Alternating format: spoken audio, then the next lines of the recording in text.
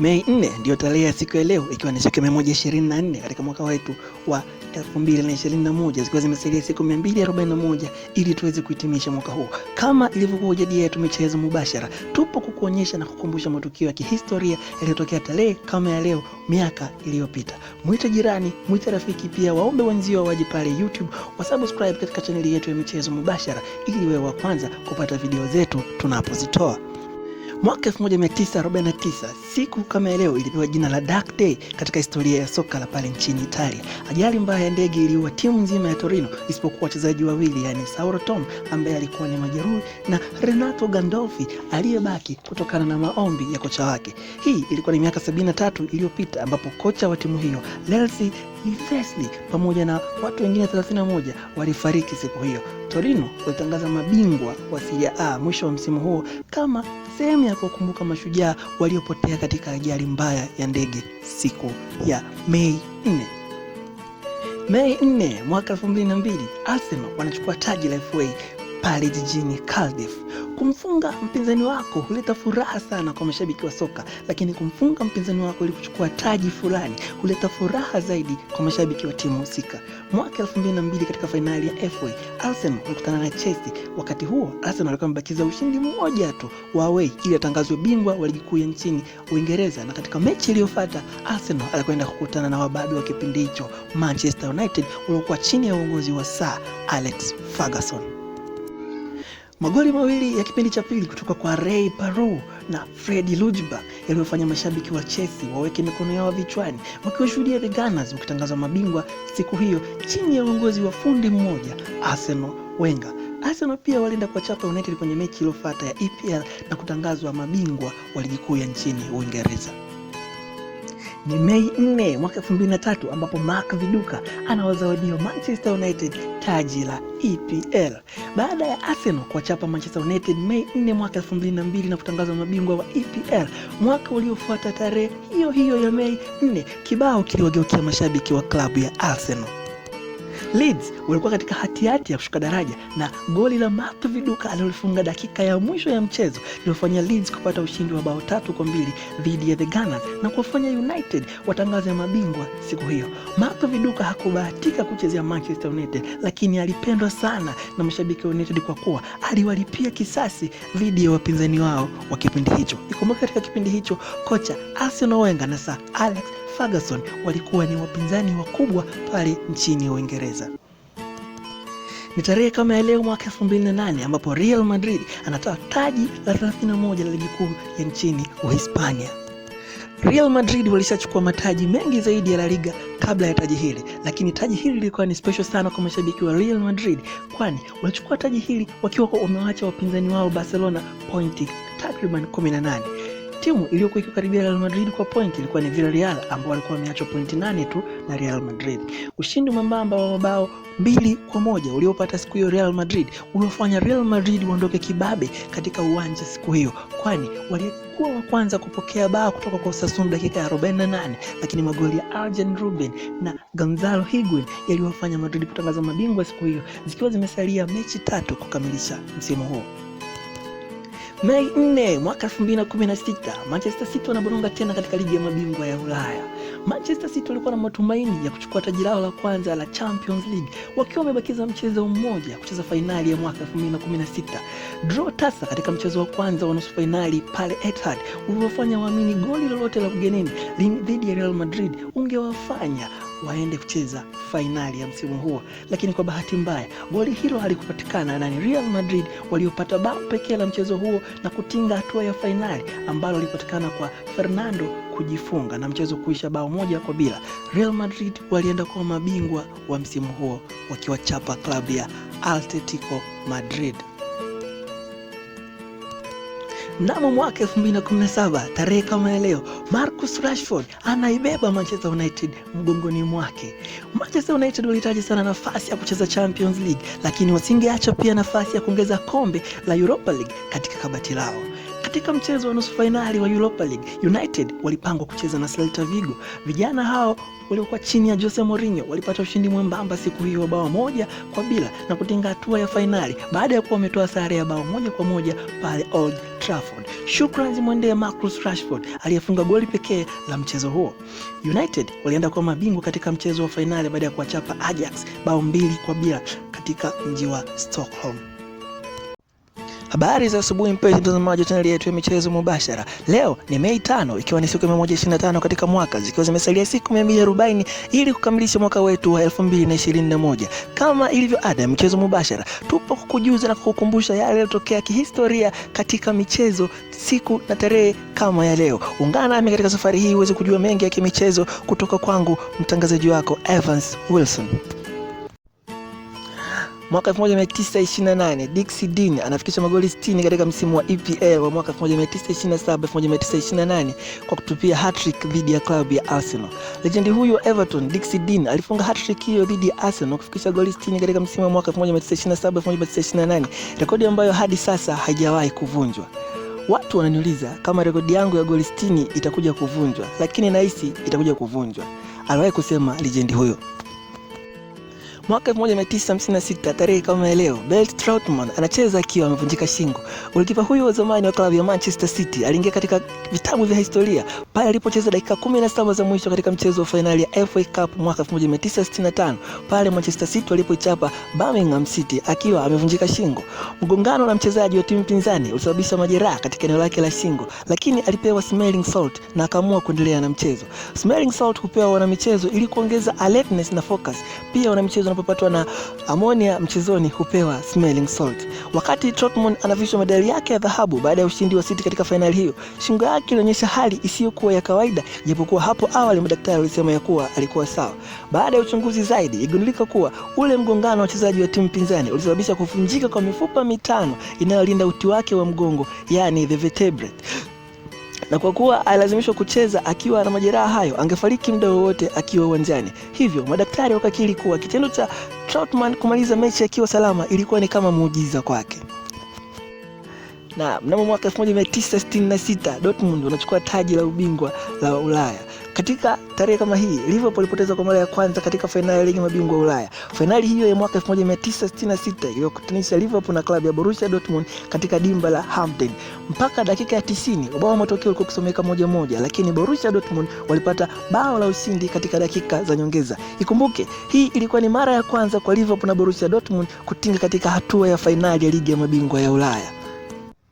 Tarehe kama leo mwaka 1984 Diego Maradona anachezika uwanjani. Hii ilikuwa katika mchezo wa finali ya Copa del Rey uliokutanisha klabu ya Barcelona na Athletic Bilbao.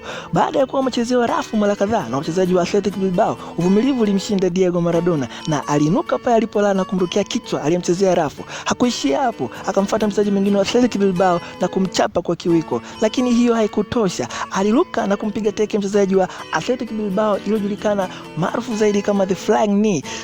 Jambo lilozua tafurani uwanjani hapo na kufanya mchezo huo usimame kwa muda. Huu ulikuwa ni mchezo wa mwisho kwa Diego Maradona pale FC Barcelona, kwani uongozi wa klabu hiyo uliamua kumuuza baada ya kufanya tukio hilo la ajabu tena katika mchezo wa finali. Tarehe kama leo mwaka 2009 Cristiano Ronaldo anaichakaza klabu ya Arsenal. Manchester United walifuzu kucheza katika fainali ya ligi ya mabingwa Ulaya kwa kuchapa klabu ya Arsenal kwa bao 3-1. Park Ji-sung alikuwa wa kwanza kuwafurahisha mashabiki wa Manchester United alipofunga goli akiwa wa kwanza, lakini furaha hiyo iliongezeka maradufu pale CR7 alipoongeza kamba 2 nyavuni. What a long range free kick, what a devastating counter attack, ni maneno yaliyosikika kwa commentator wa mchezo huo pale CR7 alipokuwa akitupia kamba zake. Na mnamo mwaka 2010 Spurs wanafuzu kwa mara ya kwanza kucheza ligi ya mabingwa ya Ulaya. Katika kuhitimisha msimu wa mwaka 2009-2010, Tottenham walikutana na Manchester City katika mchezo ambao yoyote ambaye angeshinda mchezo huu angefuzu kwenda kucheza ligi ya mabingwa ya Ulaya. Ilibidi mashabiki wa Spurs wasubiri hadi dakika ya 82 ambapo Peter Crouch alitupia goli la kichwa lililofanya mashabiki hao wachizike kwa furaha, kwani hawakuwahi kupata kale ka feeling ka kucheza UEFA Champions League. Ni Mei 5 mwaka 2014 ambapo msemo wa Crystal Ball ulizaliwa pale nchini Uingereza. Tulishawahi kusikia kuhusu ushindi wa kihistoria wa Liverpool pale Istanbul, lakini safari hii ilikuwa ni zamu ya Crystal Palace kufanya comeback hapa katika uwanja wetu wa nyumbani.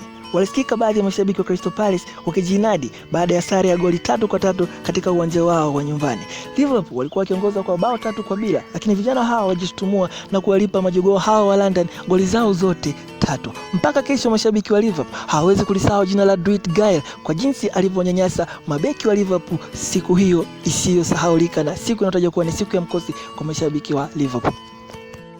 Ni Mei 5 tena mwaka 2010 ambapo mchezo wa ligi kuu ya nchini Scotland kati ya Motherwell na Hibernian uliweka rekodi ya kuwa mchezo uliokuwa na magoli mengi zaidi katika historia ya ligi hiyo. Mchezo huu ulichezwa katika dimba la Field Park na kushuhudia magoli 12 yakiwa kambani na kufanya umalizike kwa sare ya bao 6-6. Hibernian walikuwa wakiongoza kwa goli 4-1 na kuna muda walikuwa wakiongoza kwa goli 6-2, huku kipa wao akiwa mkwaju wa penalty wakati wakiongoza 6-5, lakini mchezo huu uliisha kwa sare ya bao 6-6.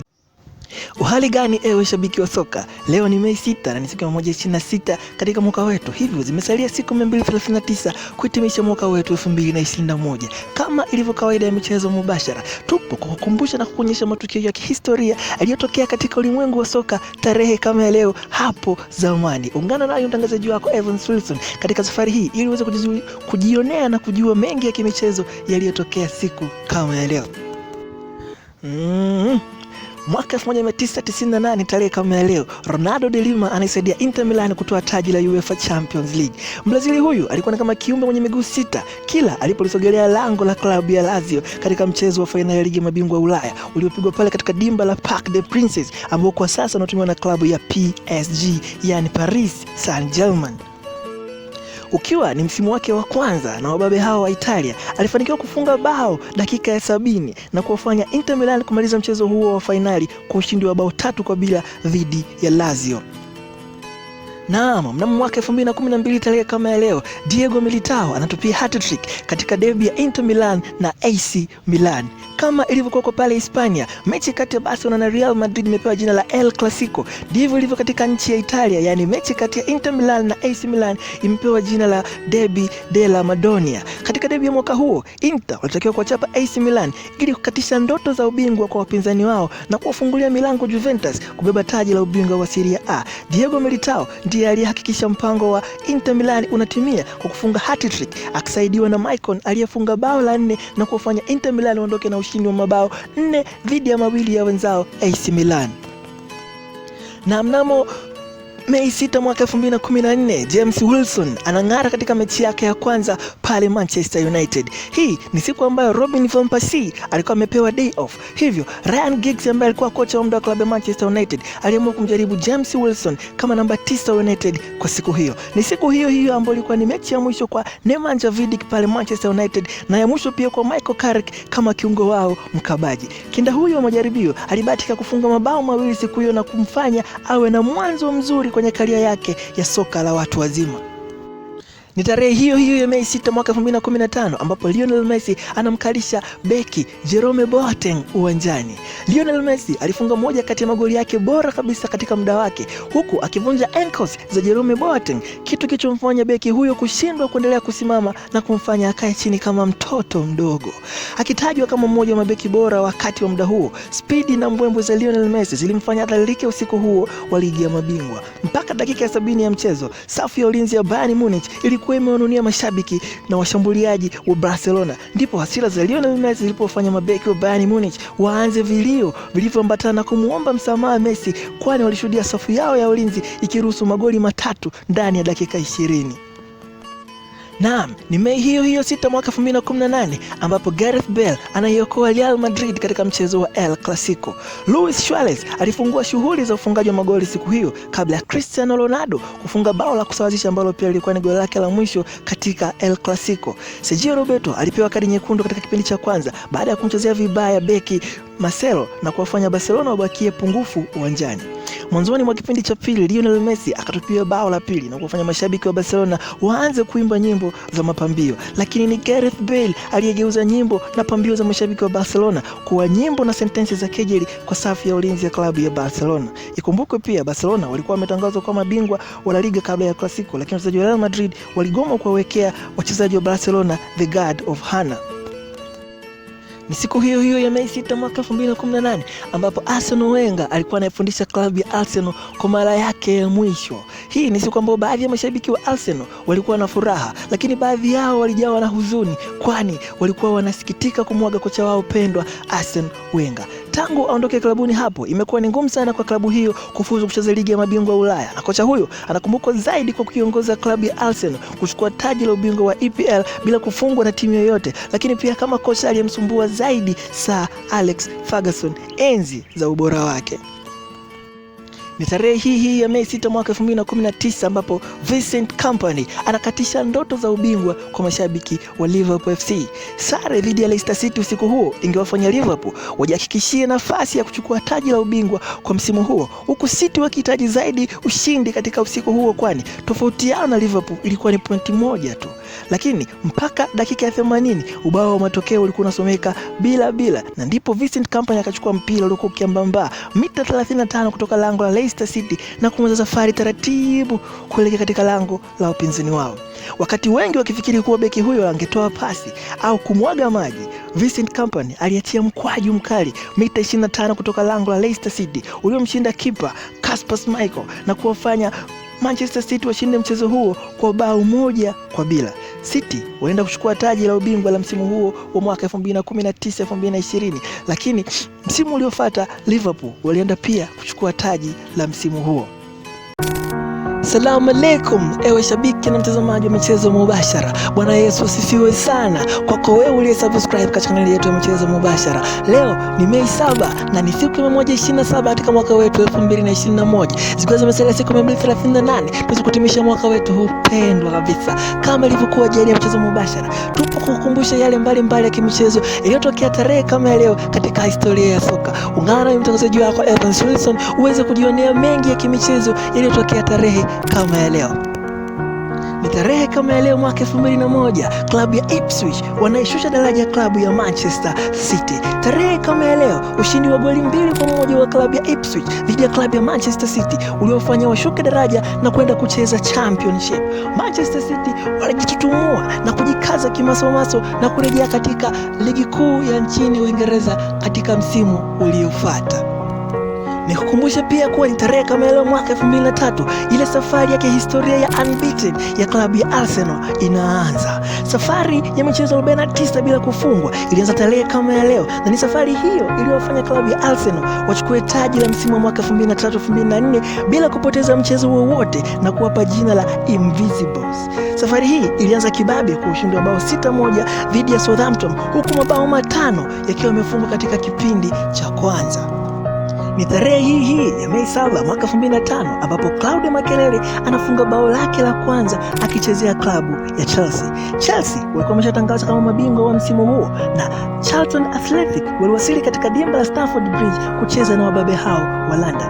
Kocha wa Chelsea alimtoa Frank Lampard katika majukumu ya upigaji wa penalty siku hiyo na kumkabidhi Claudio Makelele. Mkwaju wa penalty ulipotokea, Makelele hakufanya ajizi na alitumia vyema nafasi hiyo na kumfanya afunge bao lake la kwanza baada ya kutumikia wababe hao wa London katika michezo 94, na bao hilo lilikuwa la pekee zaidi kwani Chelsea siku hiyo waliondoka na ushindi wa bao 1-0. Tarehe hii ya Mei 7 mwaka 2006 Arsenal wanahama katika uwanja wao wa Highbury na kuhamia katika dimba la Emirates Stadium. Miaka 93 baada ya kufunguliwa, Highbury Stadium ilitumika siku ya kama ya leo kwa mara ya mwisho katika mchezo wa Arsenal dhidi ya Wigan Athletic ulioisha kwa Arsenal kutondoka na ushindi mnono wa bao 4-2. Thierry Henry alitoa heshima zake za mwisho kwa kutupia hat-trick safi iliyofanya Arsenal kuondoka kibabe katika uwanja wao wa Highbury Stadium. Ni hat-trick hiyo pia iliyofanya Arsenal wamalize nafasi ya 4 na kufuzu kucheza UEFA Champions League. Ni Mei hiyo hiyo 7 mwaka 2006 ambapo food poisoning inawaponza klabu ya Tottenham Hotspur. Arsenal na Tottenham walikuwa wakigombania kumaliza nafasi ya 4 ili mmoja wapo ashiriki UEFA Champions League. Hii ingeamuliwa na mchezo wa Arsenal dhidi ya Wigan, huku Tottenham wakikutana na West Ham. Katika hali ambayo hayakutegemewa na wengi, wachezaji 10 wa kikosi cha kwanza Tottenham Hotspur walipatwa na food poisoning usiku wa kuamkia siku ya mchezo wao dhidi ya West Ham. Wachezaji kama Edgar Davies, Tim Tainio, Michael Dawson, Alan Lennon, Redek Kerry, Robbie Keane na Michael Carrick walikuwa wakitapika sana siku ya mchezo, na kwa kuwa ilishindikana kuahirisha mchezo huo, ilibidi wapewe dawa na waende uwanjani na hali yao ngumu kiafya. Wachezaji wa Tottenham Hotspur walicheza kinyonge siku hiyo, hali iliyowapelekea washindwe kushinda mchezo wao dhidi ya West Ham na hivyo kukosa nafasi ya kwenda kucheza ligi ya mabingwa Ulaya na kuwashuhudia klabu ya Arsenal wakienda kucheza ligi ya mabingwa ya Ulaya. Ni tarehe hiyo hiyo ya Mei 7 ambapo mwaka 2006 Alan Shearer anaagwa na mashabiki wa Newcastle. Majeraha ya goti yalimfanya Alan Shearer ashindwe kucheza michezo ya mwisho ya msimu mwaka 2015-2016, lakini alipewa heshima zote katika mechi ya mwisho ya klabu hiyo dhidi ya klabu ya Chelsea. Newcastle waliochapa Chelsea ambao ndio mabingwa wa msimu huo bao 1-0 na kufuzu kwenda kucheza ligi ya mabingwa ya Ulaya, lakini hii yote ilikuwa ni katika kumwenzi legend wao Alan Shearer. Mwaka 2006 tarehe kama ya leo, Zinedine Zidane anaondoka katika klabu ya Real Madrid. Mwezi huu wa 5 katika mwaka 2006 uliambatana na wimbi la kustaafu kwa majendi mbalimbali. Baada ya Alan Shearer kuondoka, aliyefuata sasa alikuwa ni gwiji Zinedine Zidane maarufu kama Zizou. Alistaafu kwa kufunga goli dhidi ya Villarreal katika mchezo uliomalizika kwa sare ya goli 3-3. Lakini mchezo wake wa mwisho kabisa katika soka ulikuwa ni fainali ya kombe la dunia ambapo alifunga goli la penalti kwa namna ya kipekee iliyopewa jina la Panenka. Lakini pia katika mchezo huo alimpiga kwa kichwa Marco Materazzi, tukio lililofanya apewe kadi nyekundu ya kwanza na ya mwisho katika maisha yake ya soka. Zizou alitangaza kustaafu mpira baada ya mchezo huo wa fainali. Katika kuelekea fainali za kombe la dunia la mwaka 2010, wakati mashabiki wengi wakiwa wakisubiri kwa hamu ni wimbo gani utakaotumika au ni wimbo gani utakaokuwa rasmi kwa ajili ya michuano hiyo, ndipo Mei 7 mwaka 2010 Shakira alitoa wimbo wake wa Waka Waka. Wimbo huu unatumika kama wimbo rasmi wa kombe la dunia na mpaka leo wimbo huu una nafasi ya kipekee katika mioyo ya mashabiki wa soka duniani kote. Mnamo mwaka 2016 tarehe kama ya leo, Leicester City walikuwa wakisherehekea kile kilichokuhakikishwa the impossible, draw ya 2-2 kati ya Chelsea na Tottenham Hotspur siku 5 kabla, uliofanya Leicester watangaze kuwa mabingwa wapya wa msimu wa mwaka 2015-2016 katika ligi kuu ya nchini Uingereza. Na ni tarehe kama ya leo mwaka 2016 ambapo klabu ya Leicester City walikabidhiwa rasmi kombe lao. Ni hiyo hiyo Mei 7 mwaka 2016 ambapo mashabiki wa Sunderland walishuhudia klabu yao ikiwachapa klabu ya Chelsea bao 3-2, wakiridhika kuwa sasa wamemaliza mwendo katika ligi kuu ya Uingereza baada ya kudraw na Tottenham Hotspur. Chelsea walipoteza mchezo wao dhidi ya Sunderland katika hali ambayo haikutegemewa na mashabiki wengi wa soka. Radikadi ya John Terry dakika 95 ilihitimisha biashara ya Chelsea kwa siku hiyo, ijapokuwa ushindi wa Sunderland uliofanya wasalie katika ligi kuu ya EPL, kwani walikuwa katika hatihati ya kushuka daraja. Hivyo Chelsea akawa amefanya matendo mawili ya huruma siku hiyo. Moja, kumsaidia Sunderland kusalia katika ligi kuu ya nchini Uingereza baada ya kupoteza ligi yao, lakini pia siku 5 kabla alikuwa amewasaidia Leicester City kutoa ubingwa ligi kuu ya Uingereza pale alipodraw na Tottenham Hotspur. Mwaka 2017 tarehe 7 ya mwezi wa 5, Arsenal wanamaliza safari ya unbeaten ya Manchester United. Katika tarehe kama ile ambayo safari ya unbeaten ya Arsenal ilianza, Arsenal walihitimisha unbeaten run ya Manchester United ambao walikuwa mcheza michezo 25 bila kufungwa. Shukrani ziende kwa magoli ya Granit Xhaka na Danny Welbeck walioiadhibu klabu ya Manchester United. Ikumbukwe Danny Welbeck alikuwa ni mchezaji wa zamani wa klabu ya Manchester United siku alipocheza nao. Ushindi huo ulikuwa ni wa kwanza kwa Arsene Wenger dhidi ya Jose Mourinho, lakini pia ndio ilikuwa mechi ya kwanza kwa kiungo Scott McTominay kwa Manchester United. Ni usiku wa Mei 7 mwaka 2019 ambapo alisikika commentator wa Sky Sports akisema, "Corner taken quickly." Liverpool wakiwa wamepoteza goli 3-0 dhidi ya klabu ya Barcelona katika mchezo wao wa awamu ya kwanza ya nusu fainali ya ligi ya mabingwa Ulaya. Walitakiwa kucheza bila Roberto Firmino na Mohamed Salah katika mchezo wa marudiano, hivyo ilikuwa ni kama muujiza kwao, kwani walitakiwa kushinda bao 4-0 dhidi ya klabu ya Barcelona ili waweze kufuzu katika awamu iliyofuata. Kwa bahati nzuri, hiki ndicho kilichotokea. Shukrani zimwendee kwa viki wa ligi na Georgino Wijnaldum waliofunga mabao mawili kila mmoja katika usiku huo wa kihistoria kwa mashabiki wa Liverpool. Lakini kitu kimoja kilibaki vichwani mwa mashabiki wa Liverpool na wachezaji wa Barcelona ni ile kona ya kasi iliyochukuliwa na Alexander-Arnold iliyomfanya viki wa ligi afunge bao la ushindi na kufanya Liverpool iweze kutinga hatua ya fainali. Liverpool walienda kuchukua ubingwa wa UEFA Champions League kwa msimu huo baada ya kuichapa klabu ya Tottenham bao 2-0 katika mchezo wa fainali. Hello football fans, today is May 8th and it is 128th day on the year 2021 and hence 237 days remain until we finish this year. It's my role to remind you of the historical events that happened on this day in the previous years. Please subscribe to my channel to be the first to get the notifications when the videos are out, but don't forget to like and leave the comment on this video. It is on this date in the year 1987 that a hammer was born. McNoble's more than 16 years old affliction with West Ham means that he is away in front as the longest having Premier League player for that club. He is also the Hammer's record appearance holder in the top flight, and while Samuel still only 35 years old, he is likely an accolade that will continue to play good football for more years. On this date in the year 1999, Jimmy Glass keeps Carlisle United in the Football League. One player intervention to avoid the club being relegated isn't of the rarest occurrence. This was so special because the goal scored by the on-loan goalkeeper saved the club from being relegated. Jimmy Glass was not an ordinary footballer. He was a goalkeeper signed on loan from Swindon Town to help steal the Cambrians away from the relegation. This goalkeeper did that in the manner that was not expected.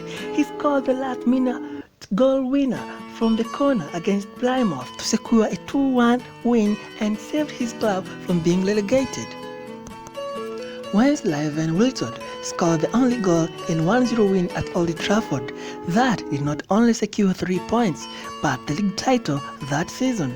It went down in history for all the right reasons. The first half of the season hadn't gone well, especially for the Gunners, but they didn't lose any of their final 18 matches, including 13-game winning run towards the end of the season, meaning a solitary point would seal the title in their penultimate clash against Manchester United. Just 4 days prior, they had lifted the FA Cup with a victory over Chelsea and against an under-par Red Devils side. A great determined performance would secure another league and cup double for Arsene Wenger. Wiltord's 57th minute goal proved decisive as the visitors had on their unbeaten away record to leave Old Trafford with one of the most memorable results in the club's history. It is the same 8th May in 2012 when Liverpool earned revenge against Chelsea for FA Cup final defeat. May 8 in 2012, Liverpool earned revenge against Chelsea for FA Cup final defeat. A 4-star Liverpool performance and some modicum of revenge over the Chelsea after the Blues claimed the 2012 FA Cup title just 3 days prior. It was a disappointing Premier League campaign for Ken Dalglish's side, who would only manage an 8th place finish that term. But their 4-1 hammering of the Chelsea at Anfield inflicted a crushing blow toward the Blues on season. Chelsea were chasing for a Champions League berth, but their hopes were dashed as an own goal from Michael Essien, along with a strike from Jordan Henderson, Daniel Agger and John Joshelvi did the damage. It was a much-changed side the Blues put out, but they were still comprehensively beaten that evening, with John Terry enduring a night to forget that included Luis Suarez's nutmeg. It wasn't all too bad for Chelsea though, who had a certainly Champions League final to look forward to not long after. May 8, 2013, Real Madrid go goal crazy against 9-man Malaga. It is always at madness when two players go sent off for the same team. Normally, it results in goal galore, which is exactly what happened when Malaga traveled to the capital to take Real Madrid in 2013. After just 15 minutes in, it was 1-1 on the scoreboard. But Sergio Sanchez made the visitors' task harder by getting the red card at the 21st minute of the game. Cristiano Ronaldo and Mesut Ozil took the advantage of an extra man to make it 3-1 on the scoreboard. Result: Real Madrid had 6 different goal scorers on the scoreboard that night, with the Michelis of Malaga scoring an own goal.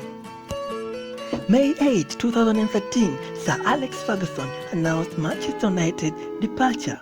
This was a momentous day in the history of football. Sir Alex Ferguson announced his decision to retire from football management at the end of the 2012-2013 football campaign. During his 26 years rule at United, he managed to collect 13 league titles, 2 Champions League crowns, 5 FA Cups and 4 League Cups. 17 days prior to the announcement, the club had won their 20th top-flight title. He remains the most successful manager in the history of the British game, famously securing the Premier League title, FA Cup and UEFA Champions League title in the year 1999, hence winning the treble. The night of May 8, 2019, football fans across the globe witnessed Tottenham's all-night Champions League comeback against Ajax. That season of UEFA Champions League was truly a special Champions League season because each week we were presented with an engrossing crash that seemed to provide even more thrills and excitement than the previous match, with comebacks and the goals galore. Having already been involved in one of the most ludicrous matches the competition has seen against City in the quarterfinals, Tottenham decided to not only maintain the excitement levels against Ajax, but also surpass them with the most dramatic momentary arguably in the club's history. The Dutch side has secured a desired 1-0 win in London from the first leg, and with 35 minutes on the clock in the second leg, the 2-0 advantage left Spurs with a mountain to climb that night. That was before Lucas Moura had his own say though. The Brazilian offered his side hope in the 55 minutes of the game before that hope turned into a genuine opportunity to progress only 4 minutes later. However, with Ajax holding firm and Spurs led looking tired, the unthinkable happened 6 minutes prior to the injury time as Lucas Moura popped up to score a cap and an astonishing Tottenham fightback that brought Mauricio Pochettino and 1,000 of other fans into tears. Hello football fans, today is 9th May, it is the 129th day of this year, hence 236 days remain until we finish this year. It's my role to remind you of circle events that happened on this date in the previous years. Please subscribe to my channel to be the first to get a notification when the videos are out, but don't forget to like and subscribe. Also leave a comment in this video. In the afternoon of May 9, 2001, exactly 20 years ago from now, 127 Ghanaian football fans died in a stampede caused by the firing of a tear gas by the police following a decision by a referee in a crucial match between Accra rivals Hearts of Oak and Kumasi Asante Kotoko at the Accra Sports Stadium, known famously as the May 9th disaster. In the year 1951, England beat Argentina at the Wembley Stadium. Prior to Argentina's visit to Wembley in 1951, the only international side to ever face England at home football was Scotland. La Albiceleste took an early lead through Mario Boye before Stan Mortensen and Jackie Milburn scored late goals to secure the victory for the Three Lions. Tom Finney and Billy Wright also started for the Hawks that day, with an official attendance recorded as strangering 99,000 people. The Royal Star was the Argentine goalkeeper Miguel Angel Ruggiero, not just for his stunning save, but also for his glorious moustache. In the year 1998, Celtic stops the 10. Going into the 1997-1998 season, Rangers were aiming to secure a historic 10th successive Scottish top-flight title. Celtic had other ideas. After trading blow all year, the boys went into the final game of the season against St. Johnstone, 2 points clear of their old firm rivals. It was a stressful afternoon for at Celtic, but Henry Claesson helped to put the supporters' nerves at ease by bending one with just 3 minutes to the clock. Fellow Scandinavian Harald Bratbach then put the game beyond all doubt deep into the second half, awarded the SPL trophy soon after. It is also in the year 2010 on May 9 where Chelsea sealed the title in a stylish way. There are good ways to seal the title, there are great ways to seal the title, and there is winning 8-0 at home to seal the title. Chelsea lived the dream 10 years ago when they dispatched Wigan by that very scoreline to secure their third Premier League title triumph. The Blues needed a victory on the final day to end Manchester United's 3-season reign at the summit of English football, and they duly delivered in the stunning style. Didier Drogba scored a hat-trick to seal the Golden Boot over Wayne Rooney, while Nicolas Anelka grabbed the brace. Goals from Frank Lampard, Salomon Kalou, and Ashley Cole completed the road. It is also on this date in the year 2012 when Atletico Madrid won the Europa League title. 10 years ago, Diego Simeone won his first trophy at Atletico Madrid by leading his side to a 3-0 victory over Athletic Bilbao in the Europa League final. In a typical Athletic style, Bilbao dominated possession but would ultimately come unstuck due to a string of following counter-attacks. Talisman striker Radamel Falcao scored a first half brace to put Simeone's side firmly in control before Diego added some goals to the scoreline with 5 minutes left to play. It is also on this date in the year 2015 where Riyad Mahrez inspired Leicester to keep Great Escape alive. An inspired brace from Riyad Mahrez kept Leicester's Great Escape on track on this day 7 years ago.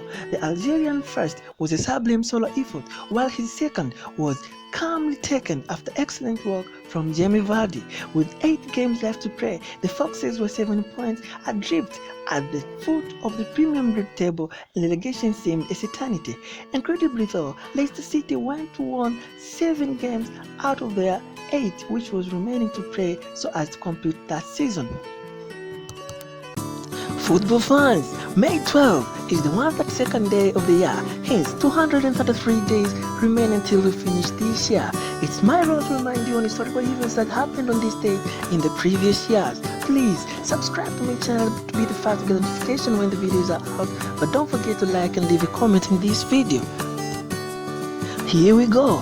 In the year 1979, the world witnessed a 5-minute FA Cup final. The 1978-1979 FA Cup final went from one of the worst to be the one of the best in the blink of an eye. Arsenal were 2-0 up against Manchester United in the 86th minute, but the things went crazy.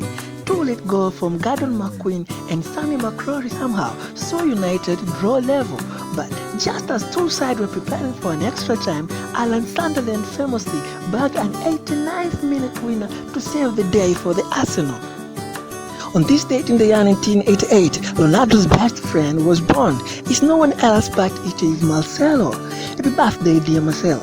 This legend was born in Rio de Janeiro on this date in the year 1988. He needed just 1 year in Fluminense's senior side to earn a move to Santiago Bernabeu in 2007. Since then, he has helped them to win 4 UEFA Champions League titles and 5 La Liga titles. Also on this date in the year 1990, Ian Wright made one of the greatest FA Cup final introductions ever. Manchester United had a 2-1 lead over Crystal Palace in the 20th minute of the 1990 FA Cup final, prompting the Palace boss Steve Coppell to bring Ian Wright, who had just recovered from a fractured shin, off the bench to try to save the day. Wright needed just 2 minutes to net an outstanding equalizer, and he put the Eagles 3-2 early up in the extra time. But Mark Hughes fired back and forced the match to go to the replay. Unfortunately for Palace, United came up on the top in that one, so Wright's efforts were all for nothing. Also, in the year 1997, Frankie de Jong was born. Birthday number 2 on this list belongs to the Barcelona midfielder Frankie de Jong, who was born on this date in the year 1997. 3 excellent years with Ajax saw the Dutchman emerging as perhaps the most exciting midfielder around, prompting Barcelona to fight off the competition from plenty of European giants and lure the jump to Camp Nou for around £75 million. Also on this date in the year 2001, Michael Owen helped Liverpool to lift the FA Cup title. Freddie Ljungberg's second half strike put Arsenal within minutes to lift the 2000-2001 FA Cup at Liverpool's expense, but Michael Owen had something to say about that. The Englishman put his team on his back and volleyed home with 7 minutes to go to tie the score up, and he added the second goal 5 minutes later to win the cup for Liverpool. On this date in the year 2010, Fulham lost the Europa League final to Atletico Madrid. Fulham run to the 2009-2010 Europa League final still doesn't feel real. The Cartagers, featuring the likes of Damien Duff, Bobby Zamora and Dan Murphy, saw off Juventus, Wolfsburg and Hamburg on the road to the final where they met Atletico Madrid. The game went to extra time after a 1-1 draw, and it was Atletico who came out of it thanks to the goal from Diego Forlan, who flicked home a Sergio Aguero cross to take the trophy to Madrid. It is also on this date in the year 2012 where Jurgen Klopp's Borussia Dortmund seized the league and capped up in 2012 when they thumped rivals Bayern Munich to a 5-2 in the DF Pokal final. Robert Lewandowski stole the show by bagging a hat-trick, adding to earlier goals from Shinji Kagawa and Matt Hummels. On this date in the year 2017, Mitch Batshuayi wins EPL title for Chelsea. Chelsea sealed the Premier League title with 2 games to spare in 2016-2017 season as Antonio Conte's side picked up a 1-0 win over West Bromwich Albion. Mitch Batshuayi bammed the game only goal late, beginning his reputation as a player who only scores in big matches and sparking wild celebration from the Chelsea's dugout. Also on this date in the year 2017, Celtic reached 100 points in the Scottish Premiership season thanks to a 3-1 win over Aberdeen. This was the second time the team had ever managed such a feat, having done so in the season of 2001-2002. Their previous record tally stood up to 103 points, but Brendan Rodgers' side managed an incredible 106 and finished a season unbeaten, having won 34 of their 38 games that season. Also, this date in the year 2019, after 9 years and 389 appearances at the heart of Atletico's defense, Diego Godin said goodbye to the fans of Atletico Madrid in the final game of 2018-2019 season. He passed the captain's armband over to Koke for the next game, a trip to Levante before heading to Inter that summer. Also on this date in the year 2019, having been pushed by the limit by Liverpool, Manchester City held and won the Premier League title with a 4-1 win over Brighton.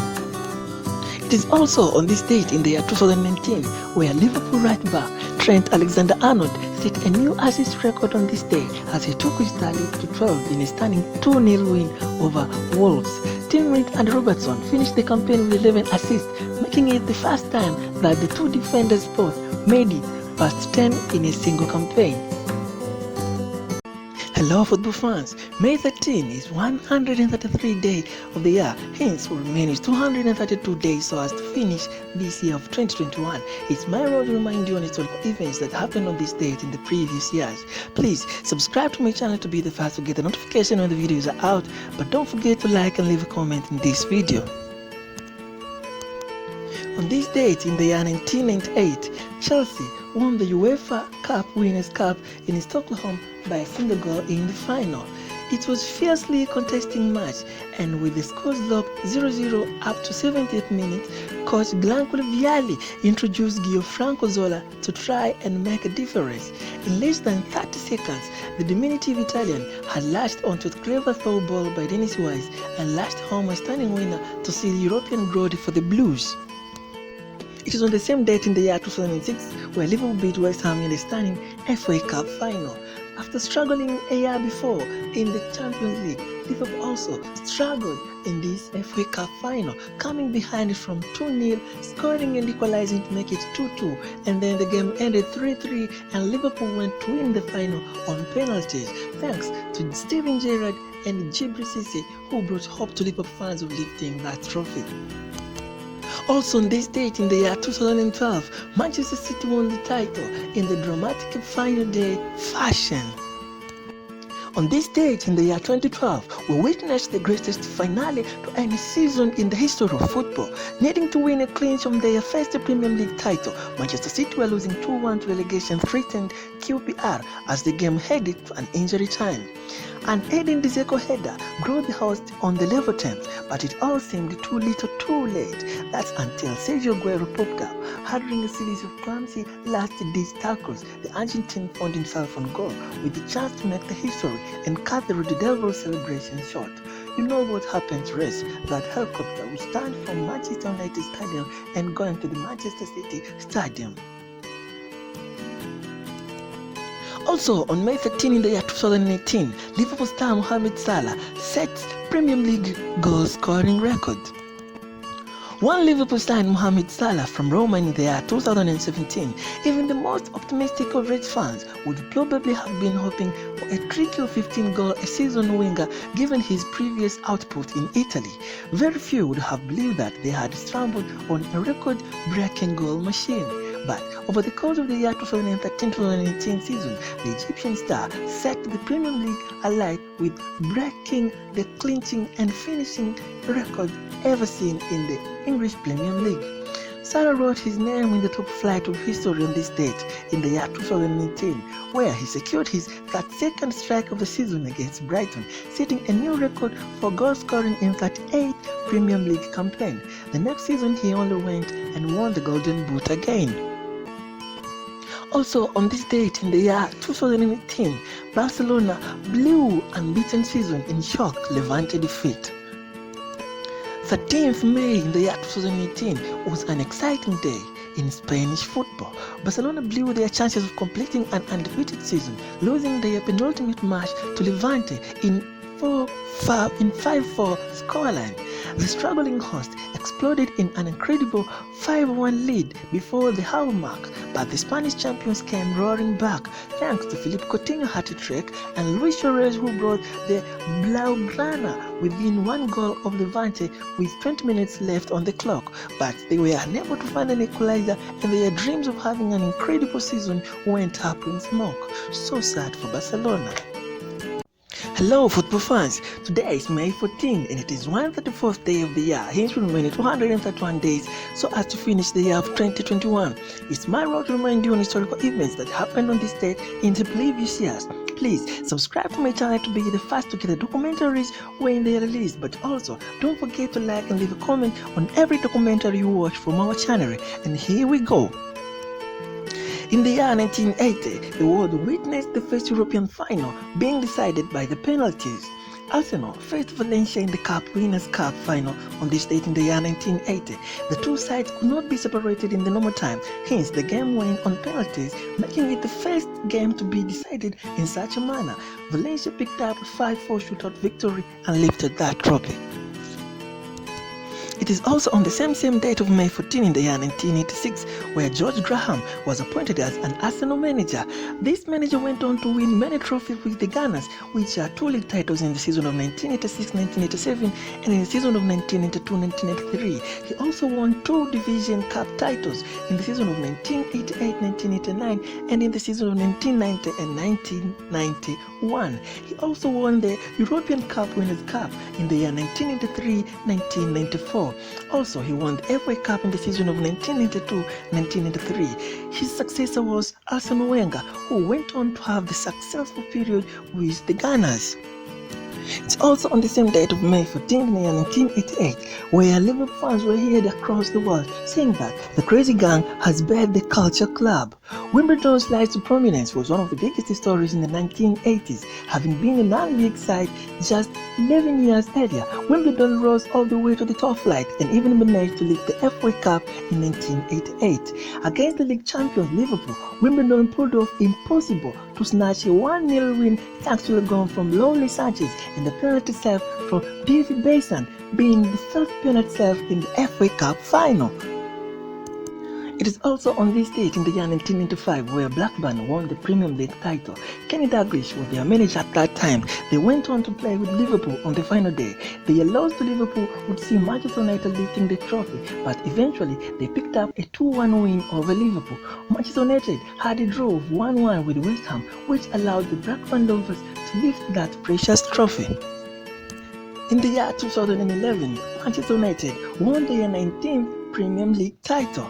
Manchester United moved away from Liverpool in the record books as they won their 19th league title in a draw of 1-1 with Blackburn Rovers. It was an unconvincing performance from United, who needed a late Wayne Rooney penalty to snatch a point and guarantee that they could no longer be caught at the top flight standings. In the night of 14th May in the year 2015, Dnipro reached the Europa League final. The Ukrainian side, Dnipro, picked up a 1-0 victory over Napoli in the Europa League semi-final to win a spot for the final competition, but they eventually fell to Sevilla. Also on this date in the year 2016, Pep Guardiola managed his final Bundesliga game. Pep Guardiola was going to coach Manchester City in the next season, and on this day he coached Bayern Munich for the last time as their manager, and he witnessed Bayern Munich beating Hannover with a glorious victory of 3-1. It was also a historic day for Robert Lewandowski, whose early streak took his tally for the season to 30 goals and made him the first player to do that in 39 years since it was ever done. On this date in the year 2017, Tottenham left the White Hart Lane Stadium. White Hart Lane's final game saw Tottenham host Manchester United, and Mauricio Pochettino's side picked up a 2-1 win in the stadium to give the stadium the goodbye it deserves. The goal from Victor Wanyama and Harry Kane saw Spurs finishing the season unbeaten at home. Habari ewe shabiki wa soka, ni matumaini yangu kwamba mzima wa afya. Leo ni Juni 19, inajulikana kimataifa kama the Freedom Day, lakini tunayo mengi ya kujikumbusha katika soka, na mimi niko hapa kukumbusha yaliyotokea siku za nyuma au katika historia ya soka, tarehe kama ya leo miaka iliyopita.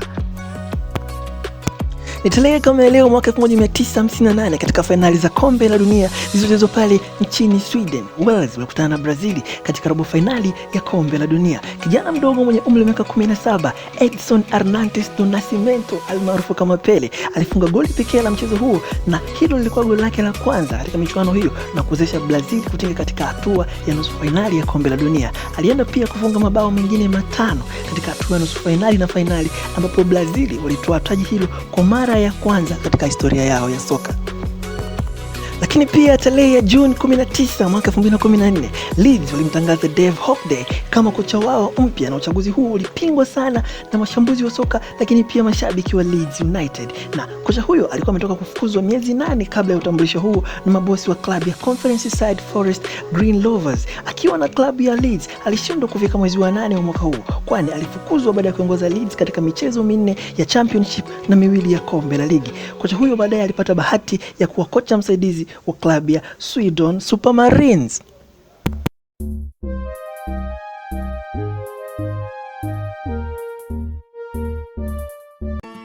Habari ya jioni mpenzi mtazamaji wa chaneli yetu ya michezo mubashara. Leo ni Juni 20 ambayo ni siku ya 171 katika mwaka wetu 2021.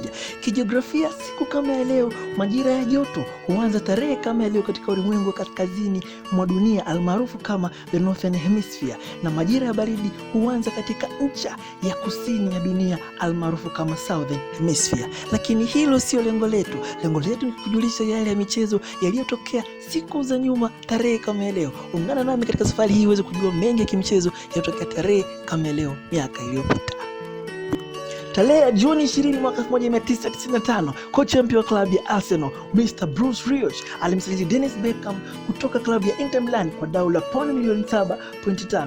Hii ilikuwa ni moja kati ya usajili bora kabisa kwa kufanywa na klabu ya Arsenal, kwani baada ya kujiunga na the Gunners mwaka huo aliwezesha kutoa mataji 3 ya Premier League, mataji 4 ya FA, na walifikisha katika fainali ya UEFA mnamo mwaka 2006 ambayo ilikuwa mechi yake ya mwisho kama mchezaji wa Arsenal. Mnamo Juni mwaka 2000, Alan Shearer alifunga bao lake la mwisho kama mchezaji wa timu ya taifa ya Uingereza na kumfanya kufikisha jumla ya magoli 30 katika mechi 63 alizokuwa amebahatika kuchezea taifa hilo kubwa pale barani Ulaya. Hii ilikuwa katika mechi ya mwisho katika hatua ya makundi dhidi ya England na Romania, huku England walikuwa wametoka kuichapa Ujerumani na kupoteza dhidi ya Portugal katika kundi lao hilo. England walihitaji sare tu ili waweze kufuzu katika hatua ya robo finali. Mpaka zilikuwa zimesalia dakika chache ndio ziweze kukamilika, ubao wa matangazo ulikuwa ukisomeka 2-2, huku Alan Shearer na Michael Owen wakiwa wamefunga mabao kwa upande wa England, lakini kwa bahati mbaya Phil Neville alichezea vibaya mchezaji wa Romania ndani ya 18 na kusababisha penalty. Romania walifunga penalty hiyo na kufuzu hatua ya robo finali, huku Shearer na wenzie wakirejea nchini Uingereza.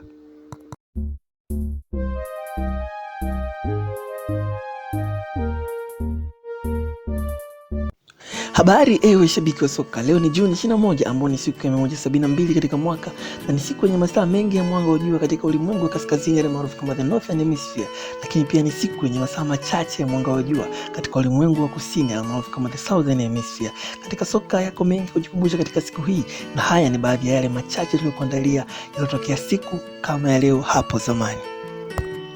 Ni tarehe kama ya leo mwaka 1970 ambapo Pele alifunga bao lake la mwisho katika michuano ya kombe la dunia, hii ikiwa katika mchezo wa fainali dhidi ya Italy. Pele alifungua zoezi la ufumanyaji wa nyavu siku hiyo na kufanya timu yake kuondoka na ushindi wa bao 4-1 mbele ya mashabiki 1,712 katika dimba la Aztec Stadium nchini Mexico. Ushindi huo uliwafanya Brazil kuwa timu ya kwanza kuchukua ubingwa wa kombe la dunia mara 3, huku Pele akiwa ameshiriki katika fainali zote 3. Kuchukua kombe hilo kwa mara 3 kuliwafanya Brazil ubakishwe au wapewe rasmi taji la kombe la dunia maarufu kama the Jules Rimet Trophy, lakini kwa bahati mbaya kombe hilo liliibiwa mwaka 1983 na halijawahi kupatikana tena. Tarehe kama leo mwaka 2002 ambapo Michael Owen alifunga bao la mapema na kuwafanya England kuongoza mchezo wa robo finali ya kombe la dunia dhidi ya Brazil pale Shizuoka nchini Japan, lakini magoli ya Rivaldo na Ronaldinho waliofanya Brazil waliocheza mechi hiyo wakiwa pungufu baada ya kupata kadi nyekundu kufuzu hatua ya nusu finali ambapo kutana na Uturuki. Walifanikiwa pia kufuzu katika hatua ya finali ambapo waliibuka kuwa mabingwa wa kombe la dunia mwaka 2002.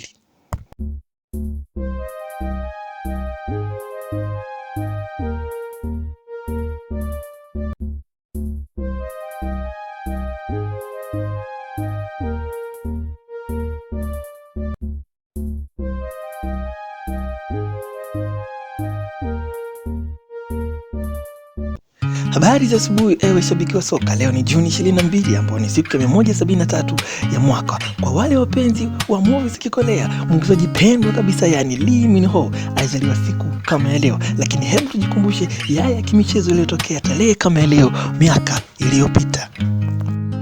Na mwaka 1982 Scotland ilitoa sare ya bao 2-2 na Russia katika mechi ya mwisho ya hatua za makundi katika kombe la dunia pale nchini Uhispania.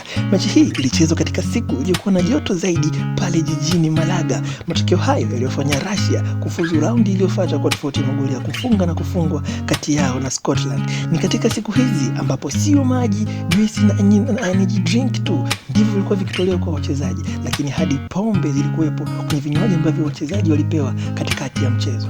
Unaweza kuimagine wachezaji wa timu ya Russia walitumia nini katikati ya mchezo huo? Juni mwaka 1996 ambapo England walionyesha ulimwengu kuwa nao walikuwa na uwezo wa kushinda penalty shootout walipowachapa timu ya Hispania bao 4-2 kwa mikwaju ya penalty na kufuzu katika hatua ya nusu finali ya michuano ya Euro. Kwa bahati mbaya katika nusu finali walipoteza 5-6 kwa mikwaju hiyo ya penalty dhidi ya Ujerumani, lakini pia ni katika kikosi hiki ambacho kocha wa sasa wa Uingereza yani Mr. Southgate alikuwa mchezaji. Na mnamo mwaka 1986 England walitolewa katika michuano ya kombe la dunia iliyofanyika pale nchini Mexico katika hatua ya robo finali dhidi ya Argentina. Magoli mawili ya Diego Maradona yalitosha kabisa kuwarudisha watoto hao malkia nyumbani kwao, huku goli la kwanza likiwa ni lile goli maarufu kabisa la mkono wa Mungu na goli la pili likiwa ni moja kati ya magoli bora kabisa kuwahi kushuhudiwa katika michuano hiyo na lilipewa jina ya Goal of the Century. Gary Lineker alifunga bao la kufutia machozi kwa taifa la Uingereza. Naam, mnamo mwaka 2004 mchezo kati ya Denmark na Sweden ulichezwa, na ni mchezo huu ambao umekuwa ukichukuliwa kama mchezo wenye ushindani zaidi wanapokutana mataifa haya mawili ya Denmark na Sweden. Lakini Jumanne jioni ya mwaka 2004 pale nchini Portugal ilishuhudia mataifa manne yakicheza michezo ya mwisho ya hatua za makundi ya michuano ya Euro pale Portugal. Hawa walikuwa wote katika group C ambapo Denmark alikutana na Sweden na Italy alikutana na Bulgaria. Kabla ya mchezo huo, Sweden na Denmark walikuwa wakishika nafasi ya kwanza na ya pili katika kundi hilo, huku wote wakiwa na pointi 4. Italy alikuwa akishika nafasi ya tatu akiwa na pointi 2 tu.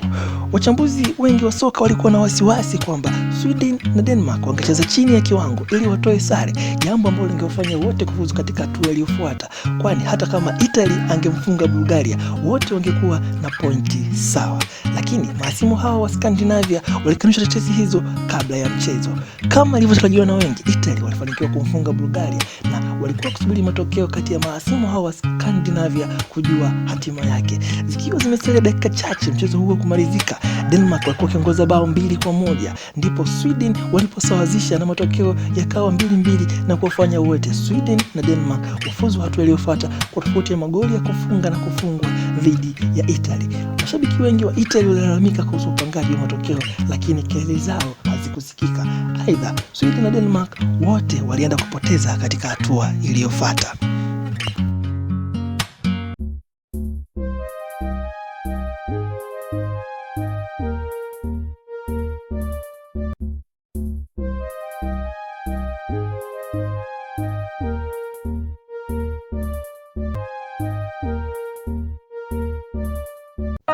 Naam, Juni 23 ni siku ya 174 ya mwaka. Yapo mengi ya kihistoria yaliyotokea siku kama ya leo miaka iliyopita. Ungana nami katika safari hii uweze kufahamu matukio haya. Mnamo mwaka 1968 ulitokea msiba mkubwa nchini Argentina baada ya mechi ya watani wa jadi yani River Plate na Boca Juniors katika dimba la El Monumento Stadium katika jiji la Buenos Aires. Wakati mashabiki wakitoka uwanjani baada ya sare ya bila, moja kati ya milango ya kutokea ilikuwa imefungwa, jambo ambalo liliwaweka hatarini zaidi wale waliokuwa mbele, kwani mashabiki walizidi kumiminika kutaka kutumia lango hilo kutoka, wakifikiri kwamba walioko mbele wanatembea taratibu. Walikazana kuwasukuma, jambo lililopelekea vifo 71 na majeruhi ya watu zaidi ya 150. Tukio hili linajulikana kihistoria kama msiba wa geti namba 12 au the tragedy of gate number 12. Na mwaka 1998 Scotland ilipokea kichapo cha bao 3-0 kutoka kwa Morocco. Matokeo haya yaliwafanya Scotland wamalizie wa mwisho katika kundi lao katika kombe la dunia lililofanyika mwaka 1998 nchini Ufaransa. Hii ilikuwa ni mara ya 8 kati ya 8 ambazo waliwahi kushiriki kombe hilo, na katika zote walishindwa kufuzu hatua ya robo fainali.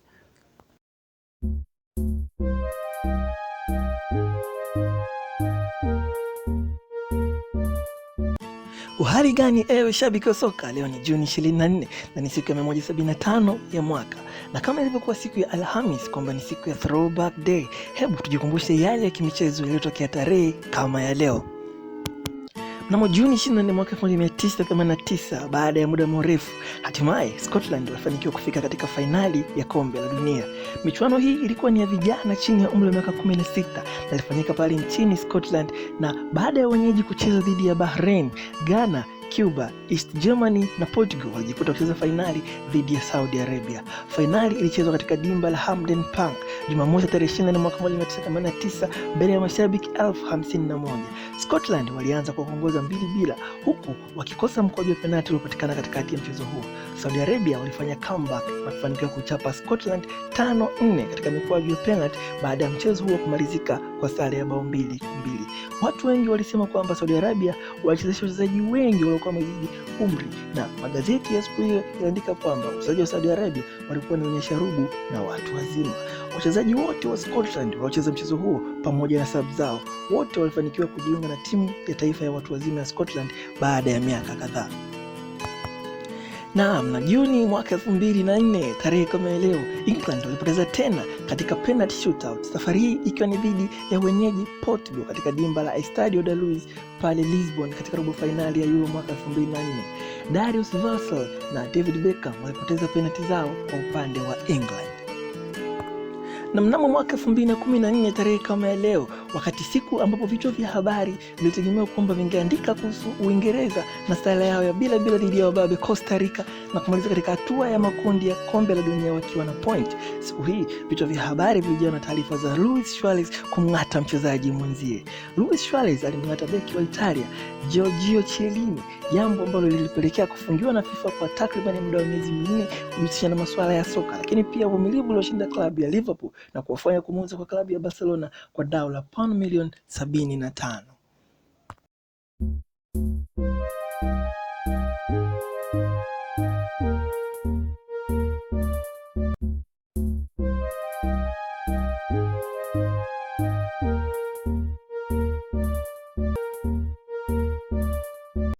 Habari mpenzi mtazamaji, tunaendelea tu ya michezo mubashara. Leo ni siku ya 176 katika mwaka, na kama ilivyo ada, sisi tupo kukujulisha yale ya kimichezo yaliyotokea tarehe kama leo miaka iliyopita. Ungana nami katika safari hii uweze kujua mengi ya kimichezo yaliyotokea kipindi hicho. Mnamo mwaka 1978 katika msimu wa kombe la dunia ambapo Argentina ndio walikuwa ni wenyeji, walifanikiwa kumfunga Holland 3-1 baada ya mchezo kwenda kwenye dakika za nyongeza, na hivyo kutangazwa kama mabingwa wapya wa dunia kwa mara yao ya kwanza. Mnamo mwaka 1982 West Germany walihitaji kumfunga Austria kwa goli 1 au 2 katika mchezo wa mwisho wa hatua ya makundi wa kombe la dunia ili wote waweze kufuzu hatua ya robo finali ya kombe la dunia. Tofauti na hapo, Algeria angefuzu badala ya Austria katika kundi hilo. Wajerumani walifunga bao la kwanza baada ya dakika 10 tu tangu mchezo ulipoanza, na baada ya hapo waliendelea kucheza kimasihara wao na Austria, kukiwa hakuna mtu aliyefanya serious attempt kwenye lango la mwenzake. Yaani ilikuwa ni kana kwamba timu hizi zilikubaliana zisifungane tena. Mwisho mechi kaisha kwa ushindi wa Jerumani wa bao 1-0 na zote zikafuzu kwenda hatua iliyofuata, na tukio hili lilipewa jina la The Disgrace of the Gijon.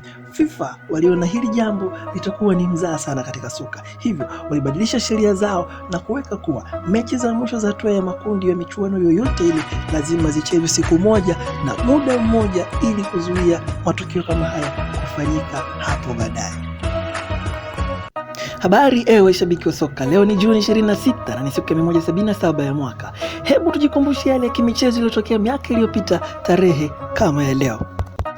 Mnamo mwaka 1992 Denmark walitangazwa kama mabingwa wapya wa Euro baada ya kuwachapa Ujerumani kwa bao 2-0 pale nchini Sweden.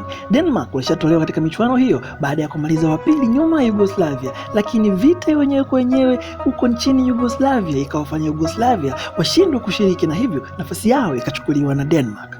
Wachezaji wengi wa Denmark walikuwa wakifurahia likizo zao na kula bata kipindi Denmark anapewa nafasi hii ya upendeleo, lakini baada ya kutoa nafasi hii wanajitutumua na kushinda kombe hilo, huku wakiwafunga mabingwa watetezi wa kombe hilo na wale watetezi wa kombe la dunia katika safari yao ya kwenda fainali. Na ni tarehe hii ya Juni 26 mwaka 1996 ambapo Alan Shearer alifunga bao la mapema kwa timu ya taifa ya Uingereza katika dakika ya 3 ya mchezo dhidi ya Ujerumani katika nusu fainali ya Euro, lakini kwa bahati mbaya Ujerumani walifuzu kutinga hatua ya fainali baada ya mikwaju ya penalti wakiwachapa Uingereza. Gareth Southgate ambaye ni kocha wa kikosi cha timu ya taifa ya Uingereza kwa sasa ndiye aliyekosa penalti kwa upande wa Uingereza. Na mnamo mwaka 2006 tarehe kama ya leo ni siku ambayo Switzerland walicheza dhidi ya Ukraine katika hatua ya 16 bora ya kombe la dunia, yaani hatua ambayo ni maarufu sana kama robo finali, wakiwa ni timu pekee ambayo ilikuwa haijafungwa bao lolote wakitokea hatua ya makundi, huku wakiongoza kundi lao mbele ya wababe ya Ufaransa. Walijikuta wakitoka sare ya bila dhidi ya Ukraine, na baada ya dakika za nyongeza kumalizika bila timu zote kufungana, mchezo uliamuliwa kwa mikwaju ya penalty na Ukraine wakaibuka videdea kwa ushindi wa 3-0. Switzerland ndio timu ya kwanza kutolewa katika kombe la dunia bila kufungwa bao lolote, lakini pia waliweka rekodi ya kuwa timu ya kwanza kukosa penalty zote katika michuano ya kombe la dunia.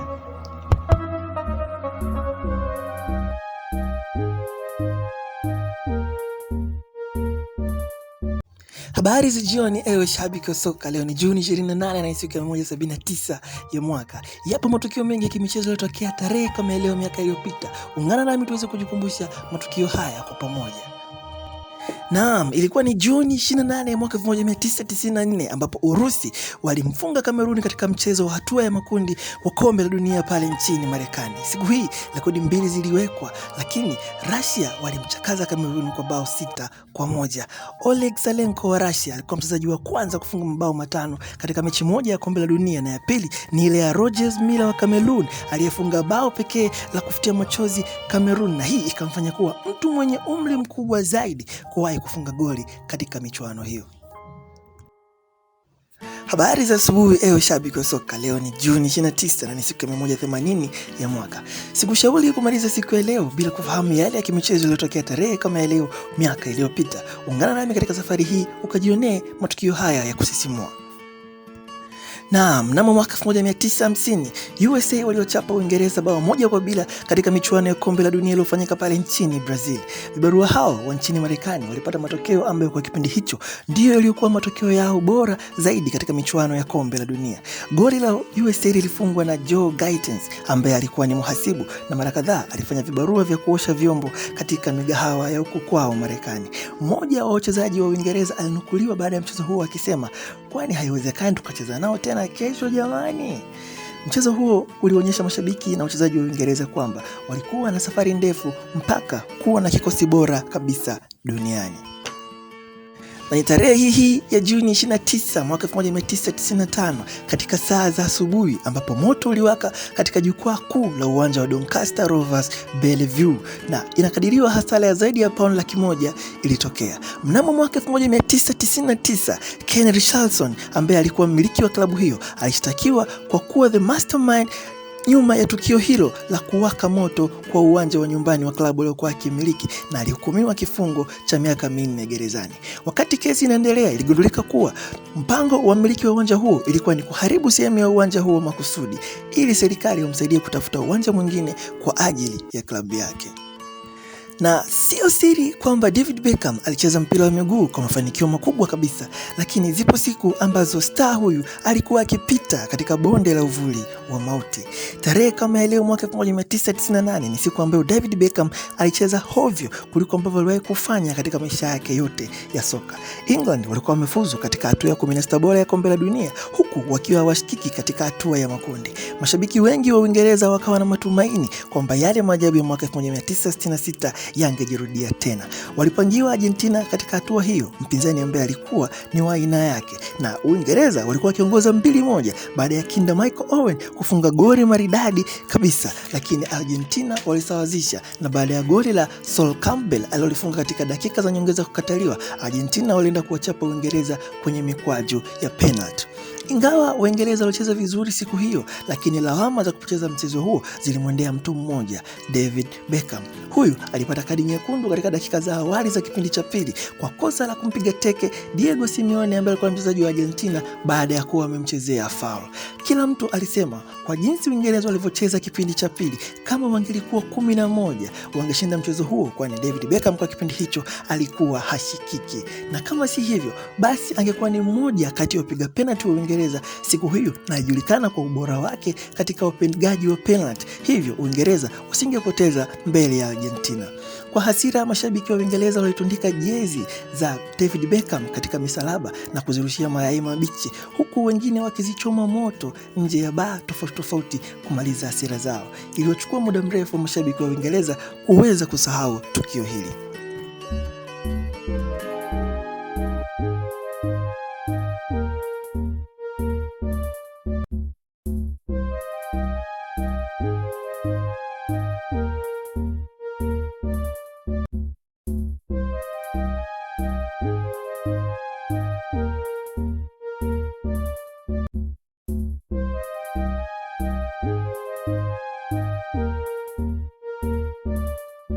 Naam, habari za asubuhi ewe shabiki wa soka. Leo ni Juni 30 na ni siku ya 181 ya mwaka, lakini pia ni siku ya mwisho kwa mwezi wa 6. Ni matamanio yangu ufahamu matukio ya kihistoria ya kimichezo yaliyotokea tarehe kama leo miaka iliyopita. Niazime macho yako na masikio nipate kujuza kwa undani mambo haya.